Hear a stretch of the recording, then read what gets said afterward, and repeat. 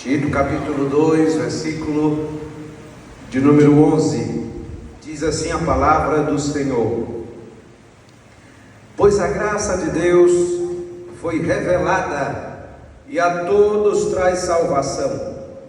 Somos instruídos a abandonar o estilo de vida ímpio e os prazeres pecaminosos. Neste mundo perverso, devemos viver com sabedoria, justiça e devoção, enquanto aguardamos esperançosamente o dia em que será revelada a glória de nosso grande Deus e Salvador, Jesus Cristo. Ele entregou a sua vida para nos libertar de todo pecado, para nos purificar e fazer de nós seu povo, inteiramente dedicado às boas obras. Amém? Meus queridos irmãos, nenhum de nós, por mais que se esforce, consegue por meios próprios ser exatamente o que queria. A maioria de nós reconhece que falta na nossa vida muitas capacidades. Quantas vezes, antes de conhecer Jesus, tentamos mudar, e por nossos próprios meios isso se provou impossível. Paulo, nesse capítulo aqui, ele vai trazer à igreja do Senhor a proposta de uma nova vida, de um estilo de vida completamente diferente. E algumas dessas atitudes são praticamente impossíveis pela capacidade humana. É no versículo 11 que Paulo vai dizer por que essa mudança se torna possível. Ele diz que a graça de Deus foi revelada. A graça de Deus foi manifestada. A graça salvadora do Senhor foi revelada à humanidade. Graça é talvez um dos conceitos mais importantes da Bíblia, porque ela ultrapassa as fronteiras do que nós chamamos de amor. Graça é favor imerecido. Graça é a mais bela das criações de Deus. É o Deus Santo olhando para o pecador com amor, com misericórdia, e lhe tratando diferente do que os seus pecados exigem. É o Deus gracioso olhando para os pecadores e tratando a cada um de nós baseado não nos nossos méritos, mas no seu Filho Jesus. A congregação da qual lá nós pertencemos sempre estão talvez já cansados de ouvir eu dizer: trate os outros com graça. Trate o seu irmão com graça. Por quê? Porque às vezes a gente quer responder na altura, a gente quer falar da forma que o outro, na nossa concepção, merece, mas nós não fomos tratados como merecíamos. A graça de Deus foi manifestada, e ela foi manifestada a toda a humanidade.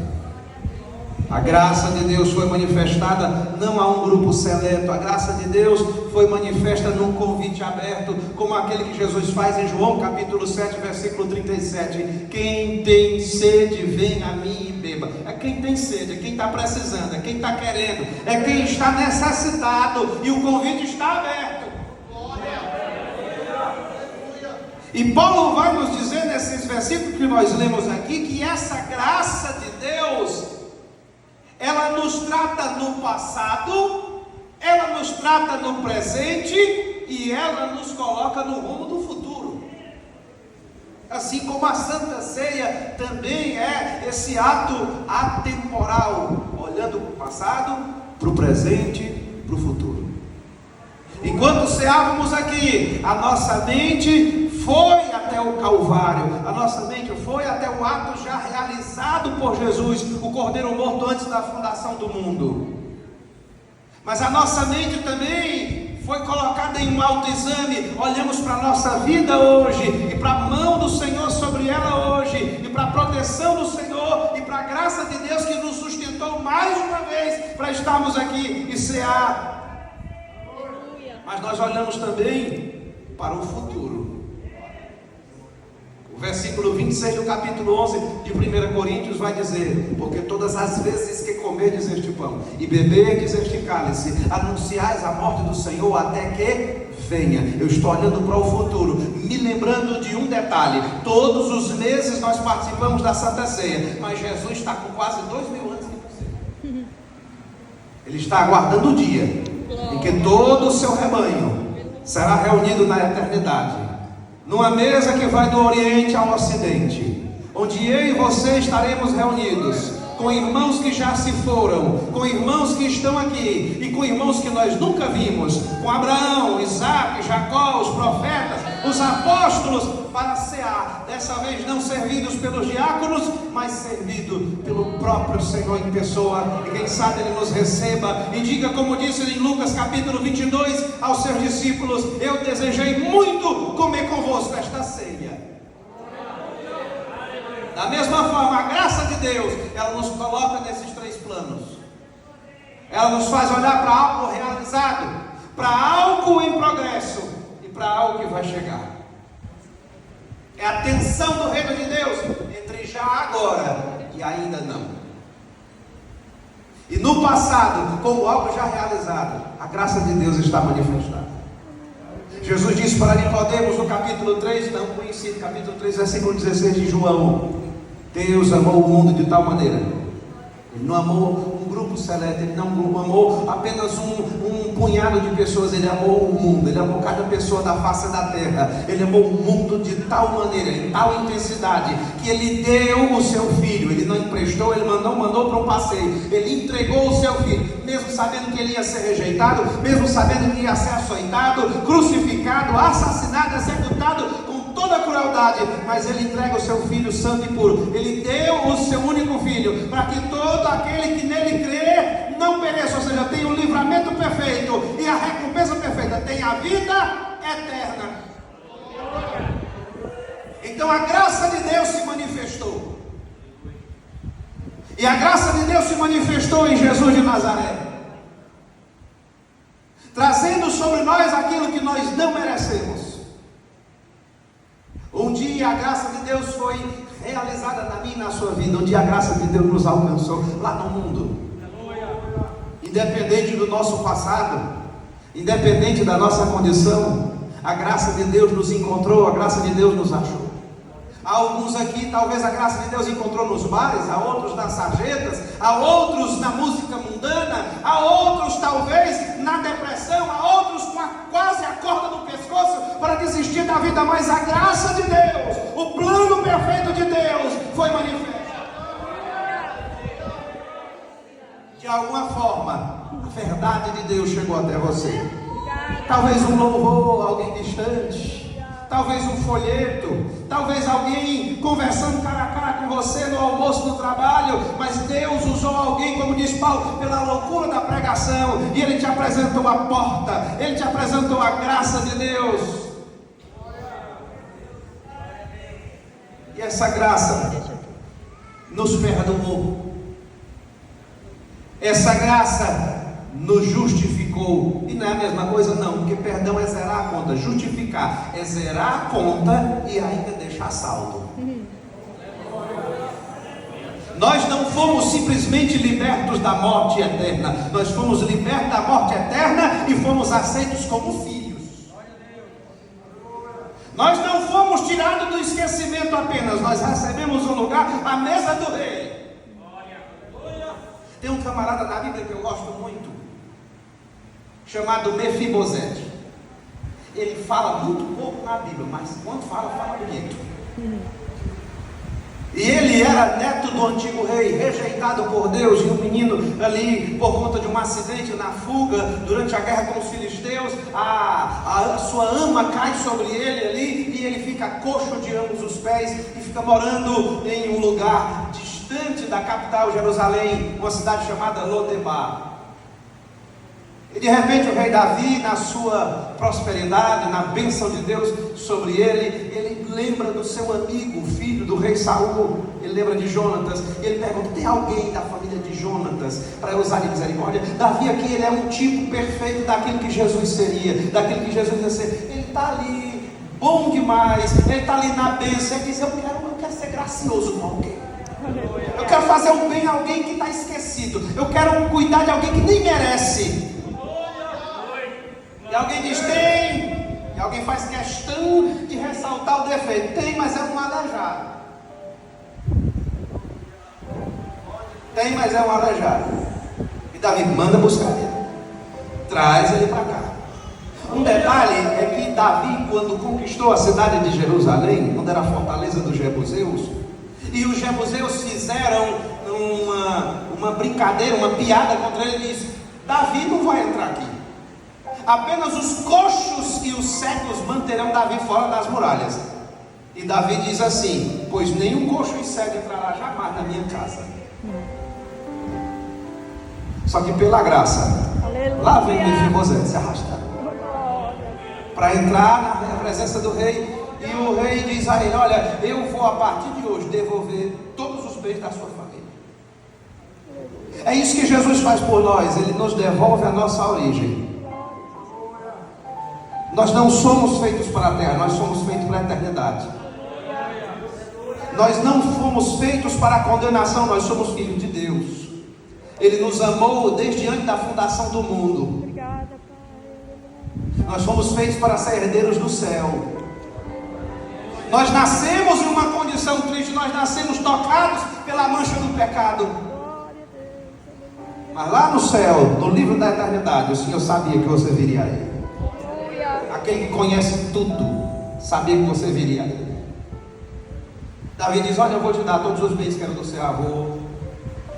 Mas tem uma coisa: agora que você era pobre e aleijado, agora você é rico.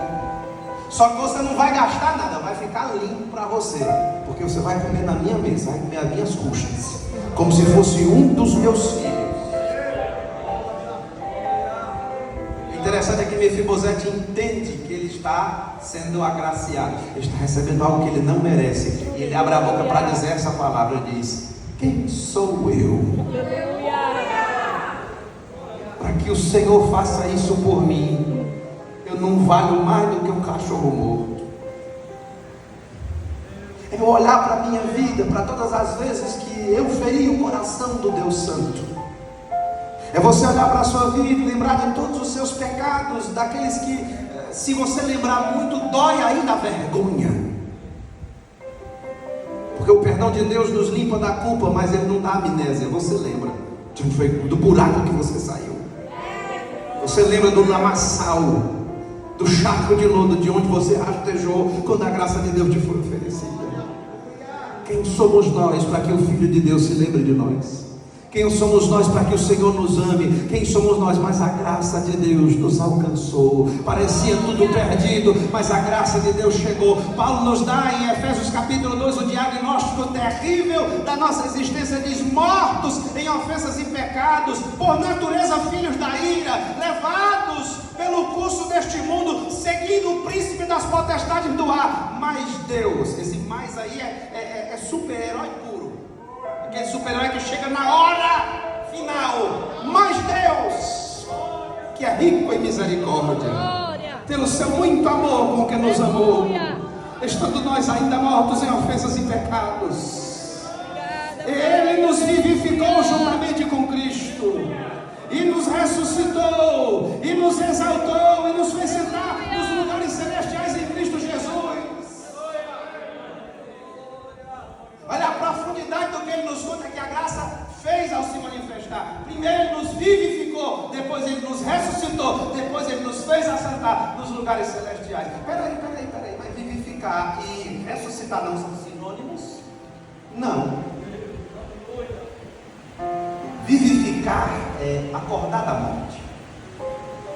Vivificar é quando você está em parada cardíaca e o doutor vai lá com o desfibrilador e dá-lhe uma descarga no seu peito e você abre o olho, você acorda, o coração volta a bater. O eletrocardiograma sai do reto. começa a fibrilar novamente, mostrando que você acordou. Só que quando a palavra de Deus, um dia você vivia a sua vida, eu vivia a minha vida nos nossos pecados, a gente estava muito bem, obrigado, confortável na nossa imoralidade, confortável nos nossos erros. Assim como um morto, um defunto está dentro da podridão de um caixão e ele não se incomoda com isso, porque morto não sente nada. Mas de repente nós acordamos, alguém pregou a palavra de Deus, o Espírito Santo foi lá e nosso coração nos acordou. E de repente você percebeu que tudo na sua vida estava errado, tudo que você acreditava estava errado, e que na verdade você estava numa mortalha de vida, você não estava vivendo a vida verdadeira, estava só existindo. Aquele dia onde a palavra de Deus te quebrou, aquele dia onde o Evangelho de Jesus quebrou todas as suas desculpas e defesas. Mas aí isso não bastava. Acordar dentro do caixão já é uma coisa, mas se você continuar lá, vai morrer de novo, vai ficar enterrado vivo. Mas Ele nos ressuscitou, e ressuscitar não é apenas acordar da morte, é sair do meio dos defuntos, é levantar da sepultura. Glória! Um dia você estava num culto ou em qualquer outro lugar, ou talvez você ouviu um louvor no celular e o Espírito Santo veio e trouxe a palavra ao teu coração, e assim como aqueles que ouviram a mensagem em Atos capítulo 2, o seu coração se compungiu, foi como uma punhalada no seu coração, e você percebeu a situação miserável da sua vida sem Deus.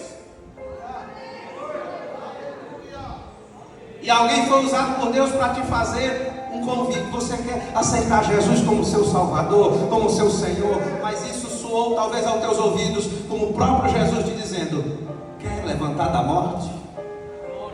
Você quer sair dessa vida?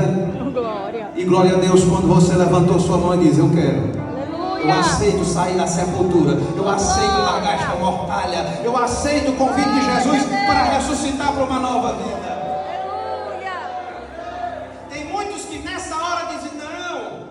Outro dia, depois, amanhã, e eles voltam e a gente encontra eles no outro dia, nem parece que eles estavam chorando no culto, porque morreram de novo. Deu parada cardíaca outra vez. Mas quando nós recebemos o convite de Jesus, da graça de Deus, nós levantamos do túmulo, e Ele nos exalta, Ele nos coloca nos lugares celestiais. Isso significa que nós passamos a viver na esfera espiritual. Nós temos agora a consciência do mundo espiritual. Nós somos agora capazes de lutar. A luta não é mais desigual. O inimigo não pode mais contra nós de qualquer jeito, porque agora nós lutamos também com as hostes infernais nos lugares celestiais. Nós vivemos debaixo da direção do Espírito Santo. Meu irmão, é muito lindo você ver milagre. É muito lindo você ver uma pessoa sendo salva. É bom ver gente sendo curado, é bom ver crente sendo batizado com o Espírito Santo, mas a coisa mais linda do mundo é ver a salvação. Uma pessoa que vivia no pecado, sendo resgatada pela graça de Deus. E você está na frente do trabalho do Senhor, você vai observando essas pessoas, você vai acompanhando, e é muito lindo ver a caminhada. E quantas vezes acompanhando o novo, eu ouvi pessoas dizendo: irmão, eu fazia tanta coisa errada, coisa de arrepiar os cabelos. Só que agora, quando eu penso em fazer, parece que tem uma coisa me puxando. Não, você não vai. Eu digo: não é uma coisa, deixa eu te apresentar. Chama-se o Espírito Santo. Ele está agora dirigindo você. Você está vivendo agora numa esfera espiritual.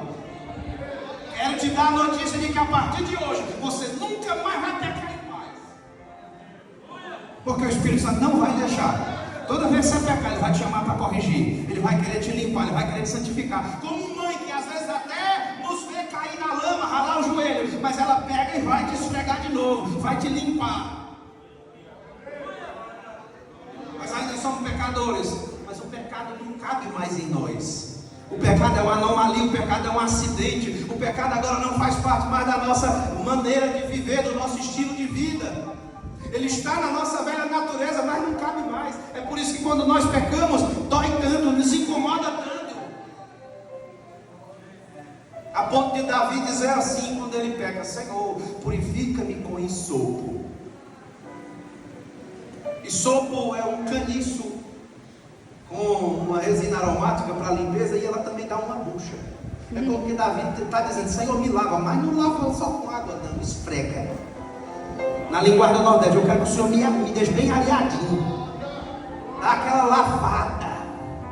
O pai do filho pródigo, quando viu ele chegando ao longe, fedendo a porco, com a lama do chiqueiro, o pai não quis saber, abraçou ele do jeito que ele estava, recebeu ele como ele veio, mas depois botou o que? Roupa nova, calçado. E essa roupa nova tem um banho implícito. É claro que o pai não botou roupa nova com ele fedendo a porco. O pai mandou lavar, mandou limpar, dar um banho nele, esfrega ele, e é a graça de Deus que faz isso. Mas a graça de Deus não lida só com o nosso passado, a graça de Deus nos toma pela mão. Glória. Em outras traduções, o texto vai continuar no versículo 12 dizendo que ela quem? A graça nos ensina. Porque Jesus nos salva e a gente diz assim: ô Jesus, muito obrigado, o Senhor me salvou, tá bom agora, tá o suficiente.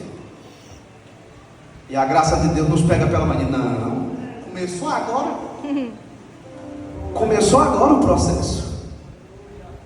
Porque nós não apenas somos salvos, nós estamos sendo salvos e nós seremos salvos. A salvação é uma posição. A partir do dia que você aceitou Jesus, Jesus te declarou salvo. Jesus te declarou santo. Santo não é perfeito. Santo é separado para alguém exclusivo. E Jesus diz: a partir de hoje você é santo. A partir de hoje você é justo. É uma declaração jurídica do Senhor. Mas a partir do momento que a graça de Deus nos alcança e nos salva, a partir daquele momento você ainda cai de paraquedas no rebanho de Deus. Você não sabe ser crente.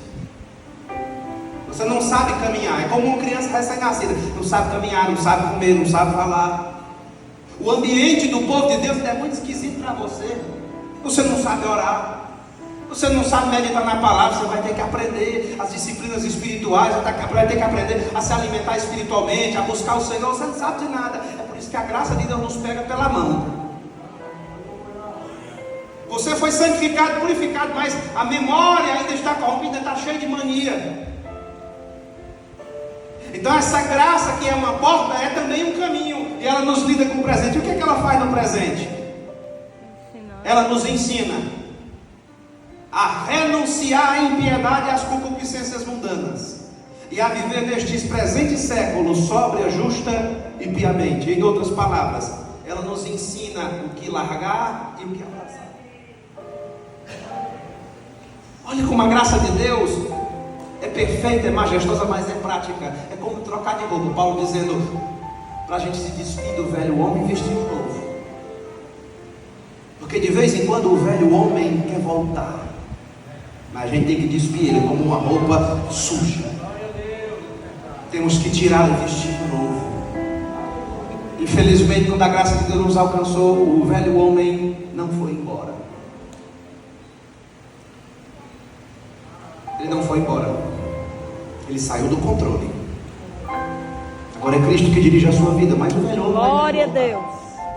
de vez em quando vai querer sair da nossa boca a barbaridade. Quando eu não era crente, Lutero dizia algo engraçado. Ele diz: achei que tinha afogado um velho homem nas águas do batismo, descobri que o desgraçado aprendeu a nadar. Ele vai querer voltar. É por isso que a graça de Deus vai nos ensinar a abandonar a impiedade. O que é impiedade? É a vida de alguém que não tem devoção alguma. É a vida de alguém que é infiel. É a vida de alguém que passou a sua vida toda, falava em Deus aqui e acolá, só lembrava do Natal e da Semana Santa. Vivia, acordava e dormia, não sabia o que era orar, não sabia o que era buscar o Senhor. A vida era solta.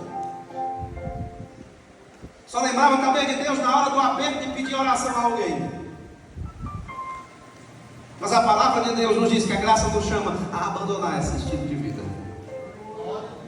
a abandonar essa maneira de viver, a abandonar as concupiscências mundanas.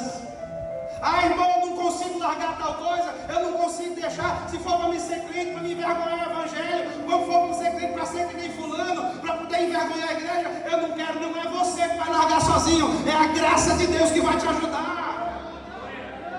É o poder de Deus. Ninguém que está aqui vivendo está vivendo porque conseguiu, porque tinha força de vontade, está vivendo porque a graça de Deus está trabalhando. A graça de Deus está trabalhando. Nós somos um canteiro de obras em construção. É por isso que tem dias que a nossa vida é feia, porque nenhum canteiro de obra é bonito. Para esse templo ficar bonito como está aqui, foi caco de tijolo para todo lado, foi cimento, aquela poeirinha fina que não sai nem com aspirador de pó. Enquanto está sendo feito, nada é bonito. Nós estamos em construção. Não somos do jeito que a gente queria, mas já somos melhor do que a gente era. Estamos em construção. Mas o bom é que quem está construindo garante o prazo. Garante a qualidade e garante o prazo. Paulo diz, eu tenho certeza, aquele que começou em vós a boa obra, uma boa obra. Tem dia que não parece que é uma boa obra, porque tem dia que ele está quebrando tudo. Mas aquele que começou em vós a boa obra é fiel para terminá-la até o dia de Jesus Cristo. Ele vai cumprir o prazo. Ele não é a prefeitura, nem o governo federal, nem o governo do estado. Ele cumpre o prazo.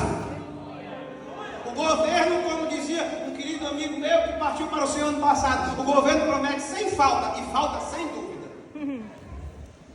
Mas Jesus, ele promete. E aquilo que ele começou na sua vida, ele vai terminar. Só não fuja da mão de Deus. Deixa ele trabalhar. Deixa ele limpar. Você chegou lá, ninguém chega na igreja com a vida toda acertadinha. A gente chega com casca e nó. A gente chega cheio de rancor, de sentimentos errados, de motivação, de pensamento torto. Mas o perfeito carpinteiro de Nazaré tem uma planha boa. Aleluia. Ele começa a nos descascar. Ele começa a arrancar casca e nó. O serrote come.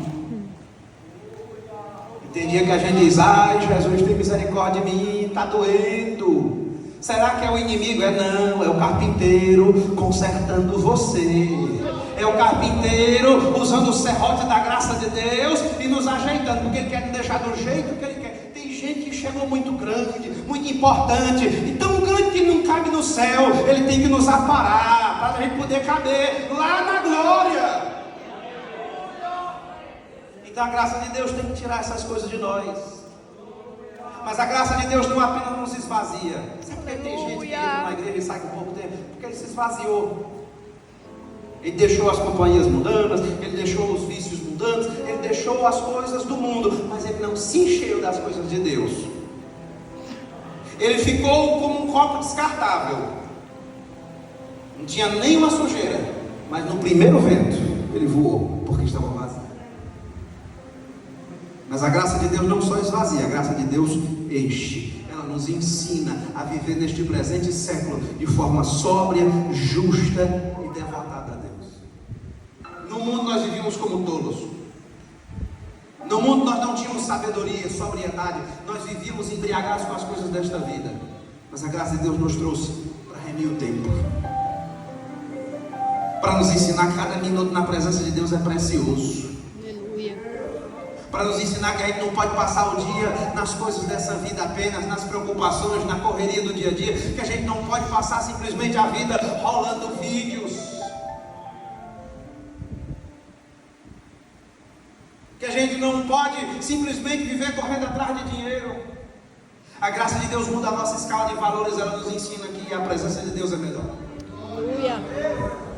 E ela nos ensina que todas as áreas da nossa vida precisam ser jogadas para a glória de Deus. O nosso trabalho, a nossa família, tudo que está diante de Deus, e cada minuto com Ele vale. Mas vale um dia no centro do teu querer, e toda a vida sem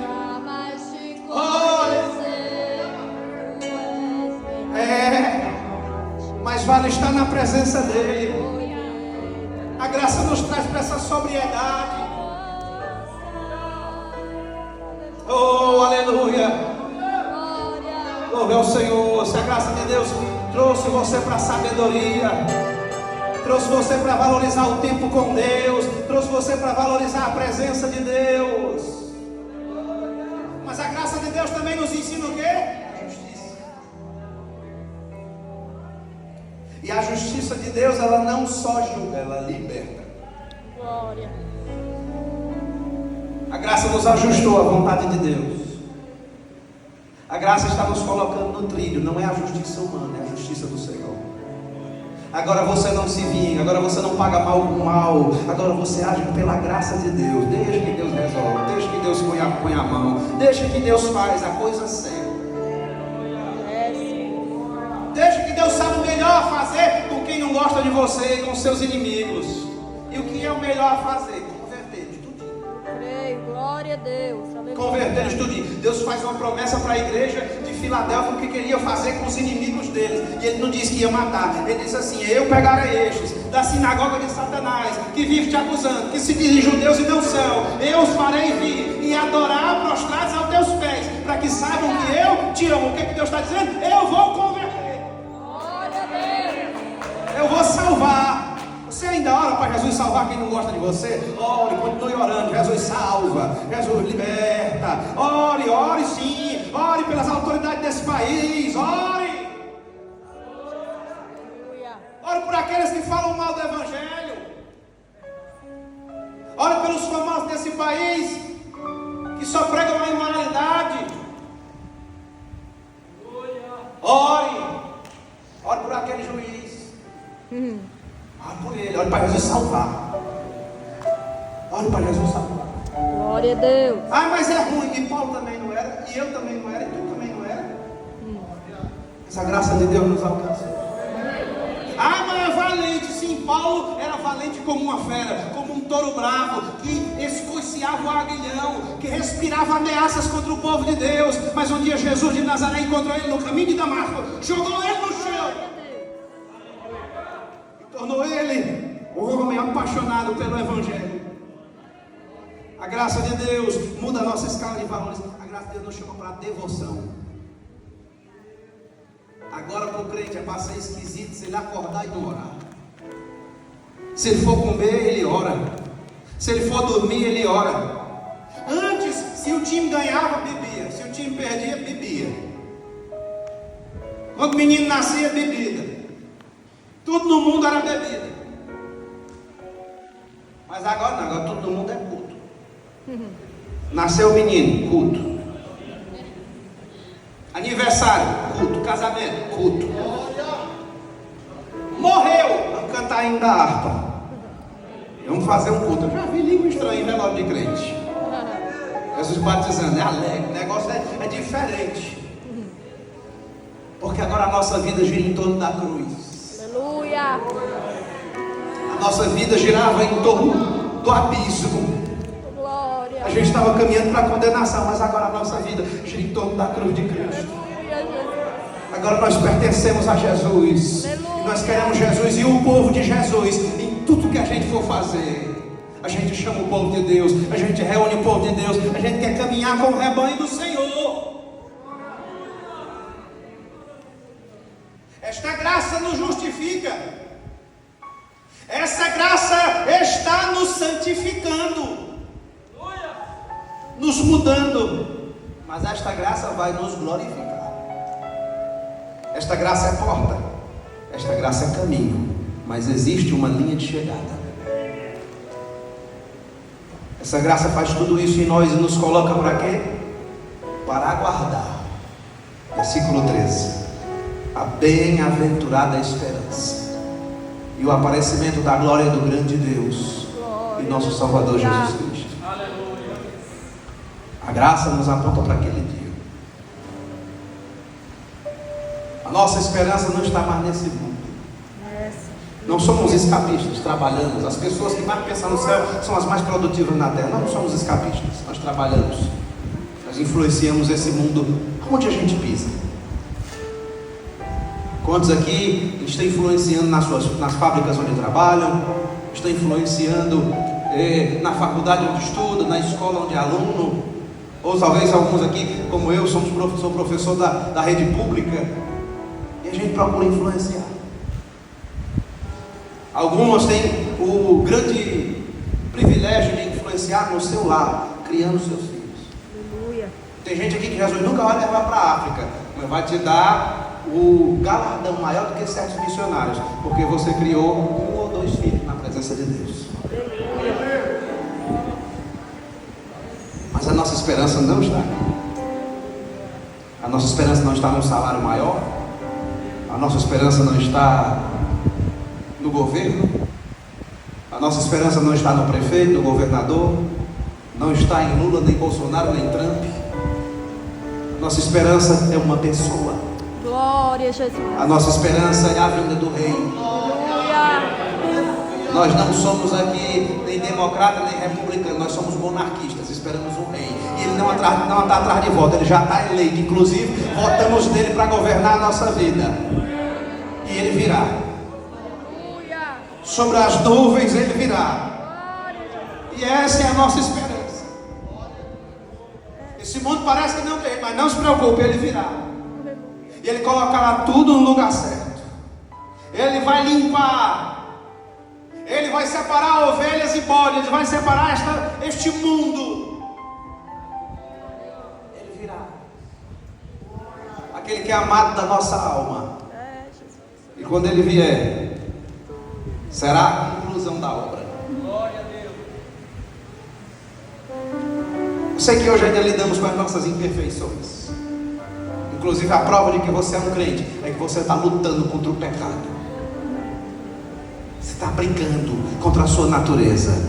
Ah, irmão, eu brigo tanto, eu luto tanto contra os meus defeitos, contra as minhas fragilidades. É prova de que o Espírito Santo está aí, que você é crente. Senão você estava confortável com o pecado. Mas enquanto, meu irmão, enquanto tiver aí soco no chão e joelho, buscando, pelejando, jejuando, orando, se humilhando na presença do Senhor, o Espírito Santo está aí, trabalhando em você. Mas o prazo da obra vai se cumprir no dia de Jesus Cristo.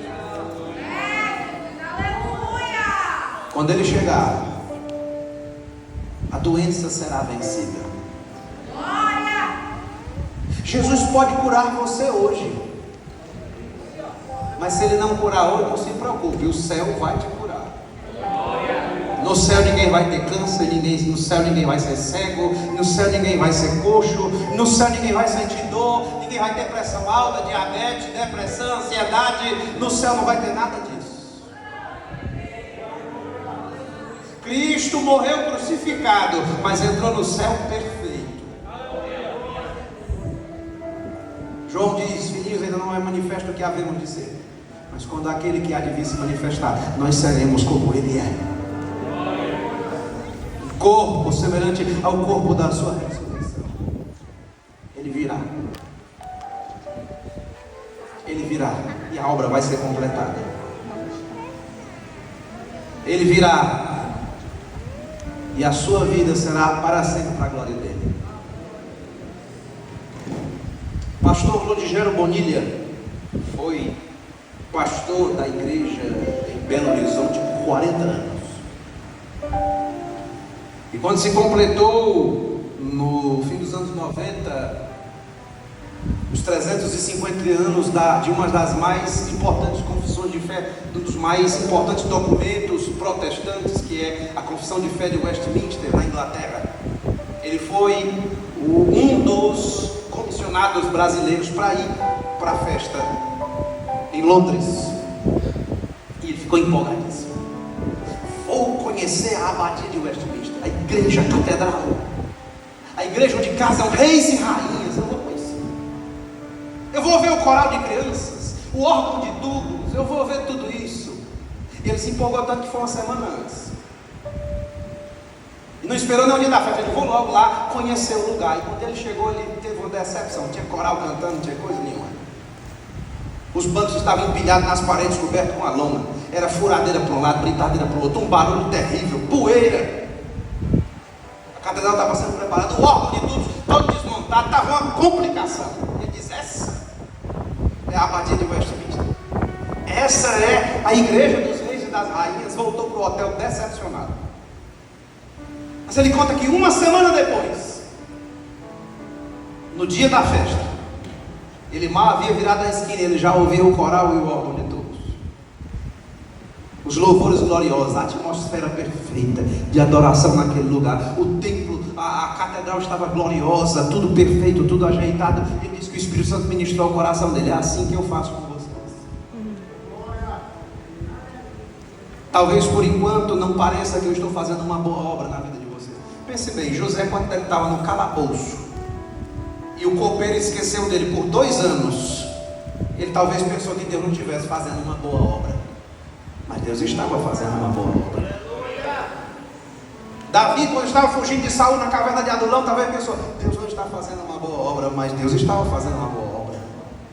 Na caverna de Adulão, Deus estava edificando um rei, fazendo José ser esquecido no calabouço por 2 anos. Deus estava fazendo a coisa certa, porque vai que o copeiro lembra dele assim que sai da cadeia. E talvez o máximo que José ia ser era um bom lavador de copos do palácio do faraó. Mas Deus estava preparando a rampa do palácio para que aquele homem salvasse o mundo da fome nos seus dias. Deus está fazendo uma boa obra e Ele vai terminá-la. E quando a obra for concluída, será para a glória dele. Um dia nós estaremos reunidos entre pessoas de todos os povos, tribos, línguas e nações, totalmente diferentes de nós, mas unidos porque foram conquistados pelo Rei e se renderam completamente a Ele e ao seu Espírito Santo. Ele dá o recado aqui no versículo 14, que Jesus entregou sua vida para nos libertar de todo pecado, não só para a gente ser feliz, mas para fazer de nós o seu povo exclusivo e zeloso de boas obras. Esse povo que Ele vem buscar, é esse povo que Ele vem buscar, é esse povo em quem Ele está investindo o seu Espírito Santo. É nesse povo que Ele está investindo a sua graça, e a graça de Deus está operando. Quando alguém apontar e dizer qualquer coisa que você de Deus está trabalhando em mim, tome posse dessa palavra: Deus está trabalhando em mim. Eu sou uma obra em construção. É por isso que tem dias feios e difíceis, é por isso que tem provações, mas a graça de Deus está trabalhando em mim. Deus está me moldando à sua vontade. Deus está me capacitando para toda boa obra. Deus está fazendo de mim o que Ele quer que eu seja. Deus está fazendo e construindo a minha melhor versão, e essa melhor versão é uma versão cheia do Espírito Santo. Não é a versão com roupa de marca, não. Não é a versão com mais dinheiro no bolso, é a versão que tem mais do Espírito de Deus.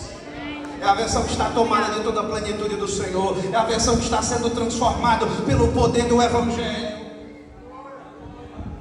Haverá uma conclusão. Aleluia. Haverá uma conclusão. E nessa conclusão diz a palavra de Deus que a dor será apagada. Tem gente que pensa que no céu nós não vamos lembrar de nada, vai dar amnésia no céu. Não. Que graça tem você chegar num lugar que você não conhece ninguém. O céu é autoexplicativo. Ninguém vai nos apresentar Abraão, Isaac e Jacó. O Espírito de Deus que vive em nós vai testificar. Nós saberemos quem é quem. Até porque vamos estar com uma cara diferente. Vamos estar muito mais bonito, turbinado pela glória de Deus. Minha mãezinha, que há 11 anos atrás foi levada pelo Senhor num câncer de pâncreas, pesando 40 e poucos quilos, não vai levantar da sepultura assim, vai levantar cheia da glória de Deus. Meu pai, que partiu há pouco mais de 4 meses, esse é o meu primeiro dia dos pais sem ele. Partiu depois de 6 anos com mal de parto, prostrado em uma cama, sem falar, sem andar. Mas eu sempre chegava lá e dizia: Pai, Jesus pode me levantar dessa cama, mas se Ele não levantar, não se preocupe, a eternidade vai lhe curar, e o Senhor vai correr, vai andar, vai voar na presença de Deus no céu. Quando Cristo voltar, o Senhor não vai se levantar nesta fraqueza. Paulo nos conta o mistério da ressurreição, diz que deposita-se na terra uma semente e ela brota de outra forma. Deposita-se em fraqueza e ressuscita em força. Deposita-se em ignomínia e se ressuscita em glória.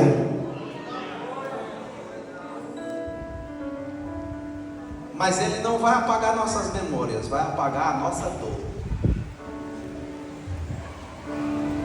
O texto bíblico diz que Ele enxugará dos nossos olhos toda lágrima. O Senhor vai pegar tudo que dói nas nossas memórias, Ele vai tirar quando a gente chegar no céu. Ai, fulano que ficou. Você não vai sofrer com isso, porque a dor foi arrancada, toda lágrima foi tirada. Morte e choro nunca mais vai ter. A morte vai ser vencida, a dor vai ser vencida. E nós, como Mefibosete, agora restaurados, sentaremos à mesa do Senhor. Não ficaremos em uma nuvenzinha tocando harpa, nós vamos trabalhar. Vamos ter muito o que fazer, o céu não é entediante. Nós vamos governar a criação com Ele, nós vamos reinar para sempre com Ele. Porque Ele prometeu que aquele que cuida do que Ele colocou nas mãos aqui vai receber o reino. Lembra a parábola dos talentos? Talento não é só os dons espirituais que você tem, não. É tudo de valor que Deus colocou na sua mão. Família, tempo, bens, tudo que Deus colocou, você cuidou direitinho. Quando você chegar lá, Deus vai te revelar que todas essas bênçãos pelas quais você era tão grato, chega, se impressionava de tanta bênção que Deus te deu aqui, e aquilo era pequena quantia, e Ele vai dizer: foste fiel no pouco, eu te colocarei no muito. Vinde, bendito de meu Pai, possuí por herança o reino que está preparado para vós desde antes da fundação. Aleluia. E nós vamos reinar com Ele. Nós vamos adorá-lo para sempre, porque nós nunca vamos nos cansar da glória dEle. Existem ali uns pares de criaturas na frente do Senhor, chamados seres viventes ou querubins, e diz a palavra do Senhor: de dia e de noite eles não se cansam, e eles louvam o tempo todo, olhando para a face de Deus. Santo, santo, santo é o Deus Todo-Poderoso, que era, que é e que há de vir. Eles estão olhando para a cara de Deus e não enjoa, e não param de adorar. Nós vamos reinar, nós vamos adorar. Mas a coisa que vai mais ocupar a nossa eternidade é que nós estaremos muito ocupados conhecendo a Deus. A Bíblia nos conta de Jó, o homem mais justo e íntegro do seu tempo. E ele passa por terríveis sofrimentos. E Deus se manifesta a ele. E quando Deus se manifesta a ele, após ele sofrer, ele solta a seguinte palavra: ele diz: eu te conhecia de ouvir falar. O homem mais justo está dizendo: eu te conhecia superficialmente, agora os meus olhos te vejo. O homem mais justo do seu tempo reconhece que o conhecimento dele sobre Deus era superficial. Deus é infinito. E nós iremos para a glória pela graça de Deus, para conhecê-lo para sempre. Se você perguntar a um muçulmano se ele vai para o paraíso, ele diz: vou. E você deve perguntar: por quê? Porque eu sou um bom muçulmano, porque eu faço orações 5 vezes ao dia, porque eu tenho o plano de ir a Meca, na Arábia Saudita, pelo menos uma vez na minha vida. Se você perguntar para o budista se ele vai alcançar a elevação espiritual, de vou, porque eu jejuo, porque eu renuncio, porque eu faço isso e isso. Mas se você perguntar para um cristão por que ele vai para o céu, e ele vai te responder o seguinte: eu vou. E ele diz: por que você vai? Porque para o mesmo verso não existe bom cristão, existe um bom Jesus. Eu vou porque, apesar de ser pecador, apesar dos meus defeitos, apesar de muitas vezes eu entristecer o Espírito Santo, Deus investiu um trabalho em mim. Ele enviou o seu Filho ao mundo, e Ele entregou a sua vida por mim. E escondido nele, pela graça dele, eu vou entrar na cidade celestial pelas portas. Eu serei recebido, e Ele me dará um novo nome. Eu andarei nas ruas daquela cidade com Ele. Eu serei recebido pelo Senhor, porque a graça dele me alcançou. Eu chegarei, porque a graça de Deus está operando. O cristão não é alguém perfeito. O cristão não é alguém simplesmente sobrenatural, que mal pisa no chão. O cristão é alguém que a graça de Deus está sendo realizada. A graça de Deus está acontecendo.